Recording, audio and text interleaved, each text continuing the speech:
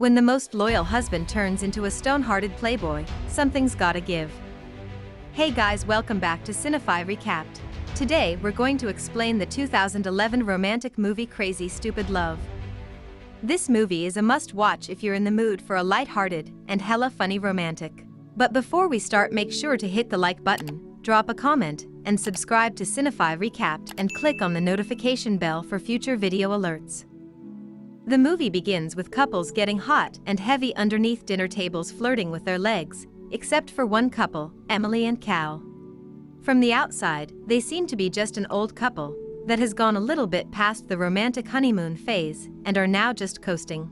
But nope, when Cal tells Emily that they should both just say what they want to order to get it over with, Emily shouts, "I want a divorce." I don't think that's on the menu, but I think it doesn't hurt to check.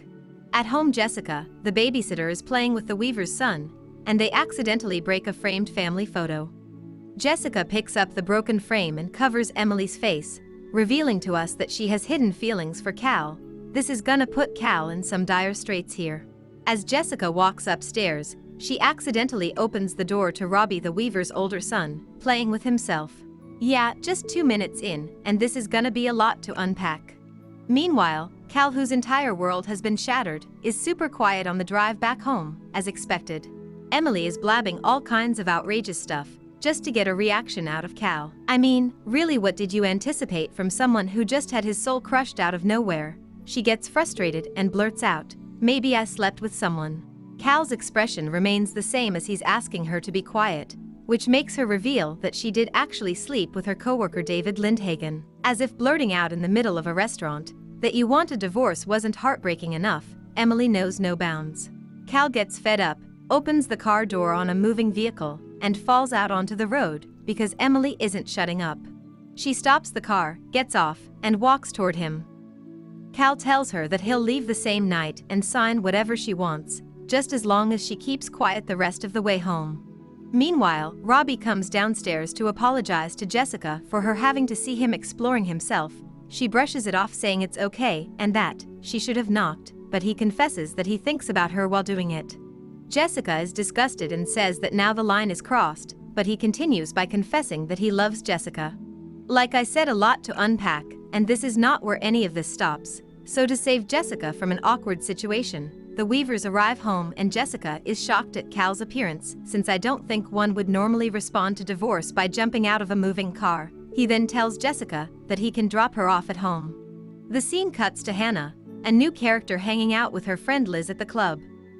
They're arguing over how Hannah's life is so PG-13 and how she should try living more adventurously. Hannah declines adamantly, but what she doesn't realize is that this time adventure will be the one seeking her out. Now we meet Jacob, a handsome young man who's been eyeing Hannah for the last 30 minutes and is now at their table to shoot his shot. Hannah is uninterested and makes up an excuse so she and her friend Liz can leave. The next day, Cal moves furniture into his new home, a pretty quick way to rebound from a divorce, but good for Cal. Emily comes over to talk to him and tries to explain how she cheated as a response to having a midlife crisis. Not that that changes anything. Cal isn't interested in her excuses and just keeps telling her how to handle things at home without him. He refuses to understand the real reason behind their divorce and blames it all on David Lindhagen. Gentlemen, take note, this is not how you handle a situation like this. To decompress from the misery that is his life, Cal decides to meet up with his friend Bernie at a bar. You'd think at least Cal has Bernie to cry on, right? No, Bernie tells Cal that they can't be friends anymore, since he has to follow his wife's orders and side with Emily in this fiasco. God, Bernie, what a terrible. Oh, I guess he tries to make up for it by handing Cal some cologne and then leaving. That's who doesn't like cologne after getting divorced and ditched, right?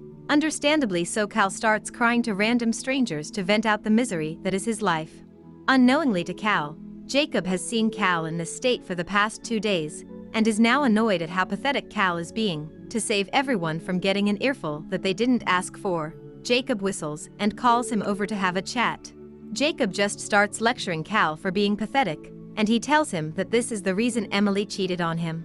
After Jacob finishes everything he has to say, he offers to take Cal under his wing and help him get his manhood back. Desperate and unsure of where to turn, Cal obviously agrees to it, and they decide to meet at the mall the next day. At the same time, Hannah is having lunch with her boyfriend Richard, Liz and their colleagues. Richard asks for everyone's attention at the table and starts to hint that something big will be announced the next time they get together. Hannah hears this and starts imagining church bells and diamond rings in her head and thinks Richard has finally grown up and is intending to propose to her. Meanwhile, Jacob makes Cal shop for an entirely new wardrobe. He keeps slapping Cal across the face out of fun, and Cal's reactions to it are admittedly pretty funny. This scene is definitely a shopaholic's dream come true. Now that the basics are done, Jacob serves as some sort of Mr. Miyagi figure for Cal and makes him his apprentice as he shows Cal how he goes about talking to women. It's very clear now that Cal is a late bloomer when it comes to puberty. After some painful trial and error, Jacob finally thinks that Cal is ready to fly out of the nest and go on his own first adventure. Yeah, wink wink nudge nudge. Jacob spots a woman in her 40s that he thinks would be perfect for Cal. After a few reminders on the strategy, Cal mans up and goes for it. At first he does what Jacob has taught him to do, you know, lie, deflect, make them want to impress you, all the stuff that playboys would do, but this one is different. The woman is put off by the facade that Cal is putting on and change his course. He now does the opposite of what he was told and starts being honest to a fault, and that gets him the first W, if you want to call it that. This first success kicks off a streak for Cal and his quest for fun with ladies. I guess the only thing to learn here, especially for the guys watching, is to adapt and overcome when you're in the dating pool. The scene cuts to Robbie's parents' teacher night. Cal and Emily are meeting each other after a long time, outside the teacher's office, and obviously, as anyone who's had a failed relationship would know, the first thing they ask when they see each other is whether or not they're dating. Both out of courtesy reply with a no. When it's their turn to meet Robbie's teacher, Cal's world just freezes, because the teacher turns out to be dishonesty. The first girl Cal ever slept with after splitting with Emily, Cal tries to play it off hoping that the teacher will do so as well, just to avoid any awkward situation. Unfortunately, she starts mentioning not so subtle hints that she and Cal know each other, and pretty soon Emily catches on. Then the teacher drops the ball and reveals that they've slept together, and that Cal hasn't called her back, which makes Emily storm out of the school. Cal follows Emily outside in hopes of saving his love and accidentally confesses that he's slept with 9, count them, 9 different women, but she, Emily, is the one for him. She doesn't believe him, and to make things worse, the teacher comes outside and shouts that Cal called her the teacher, the perfect combination of sexy and cute, a line that Cal should have known he was reserving for Emily. That should be in the books, dude, or at least take that line to a different city where there's no chance of these two meeting. Now we jump back to the awesome life of Hannah, or so we thought. The day that Hannah has been excited for finally arrives as she's having dinner with Richard and their colleagues again. Richard calls for everyone's attention and Hannah starts getting excited, but as the saying goes, man makes plans, God laughs. In this instance, Hannah gets an offer as a permanent lawyer at their firm, and not an engagement. To add insult to injury, Hannah tells Richard that she thought he was going to propose, and Richard replies by saying that as a couple he doesn't think they're there yet. In this storm, any port will do, and for Hannah, downing a bottle of the old liquid courage and making some bad decisions will do just fine. Hannah enters the bar, spots Jacob, kisses him and asks if they can get out of there. They arrive at Jacob's house, and it seems that the booze is worn off on Hannah, and she's now getting nervous. To speed things up and make her not think and back out, she asks him about his big move that makes a girl want to sleep with him. Jacob doesn't want to reveal his secret at first, but senses that Hannah is getting antsy and tells her that he gets the girl to do the big move from the movie Dirty Dancing. Hannah tries it and obviously it works, and things are moving right toward where they both want them to. Finally, it looks like things for Hannah are no longer going to be PG-13. Now this is a happy mistake, because they both fail miserably at getting physical, but they do end up emotionally connecting. Personally, this is not what I look for in one-night stands, but to each their own. Emily's having fun herself as well, and is seen concluding a date with David. They were having a decent time, but Jessica catches them kissing goodbye. She storms out of the house yelling that she doesn't want Emily's slutty money. I feel like the Weavers can get away with doing this kind of stuff in their own neighborhood if they gave a little bit of time in between all these circumstances. I mean, weren't they just talking about divorce a week ago, and now here they are? It just seems a lot for the human condition. Anyway, Jessica is back home getting ready to take pictures of herself undressed and mail them to Cal. It's like when one crazy door closes, another one opens. At night, Cal sneaks into Emily's lawn again, and at the same time she calls him. She's making an excuse, asking about how to make the water heater work, and he knows she's lying because he can see her standing upstairs rather than the basement. It's very cheesy, but it is also kind of cute.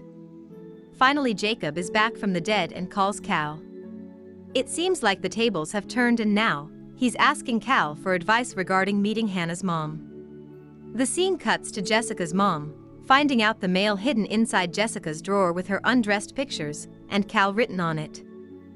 Now it's a little controversial, but the way to sidestep clandestine age play here is a little thing I like to call Snapchat.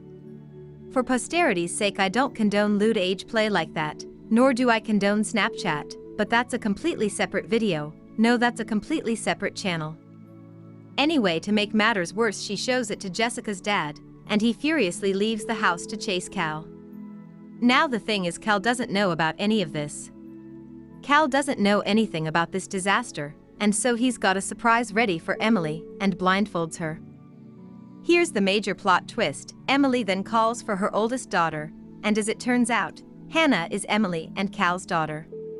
As she enters with Jacob holding a glass of champagne, Cal, discovering who his daughter is dating, gets furious. To add fuel to the fire, Bernie, Jessica's dad, attacks Cal and Jacob tries to save him. Jessica comes in between and loudly confesses her love for Cal to stop her father.